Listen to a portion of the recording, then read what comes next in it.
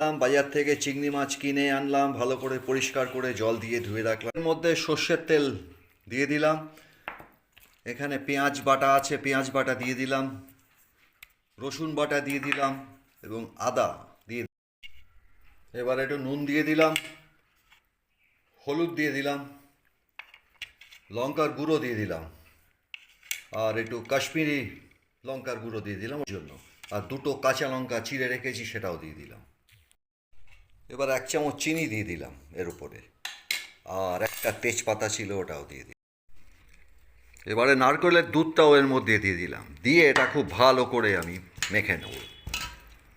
আর ওপর থেকে টিফিন বক্সের মধ্যে থেতো করা গরম মশলাগুলো দিয়ে দিলাম, দিয়ে এটাকে এবার আমি চাপা দিয়ে দেবো। মিডিয়াম ফ্লেমে গ্যাসে এটা 1/2 ঘন্টার জন্য হোক, ততক্ষণে আমি একটা সিগারেট ফুঁকে আসছি। ধোয়া ওটা ভাতের সাথে এটা দারুণ যাবে, চেটে পুটে সাফ করে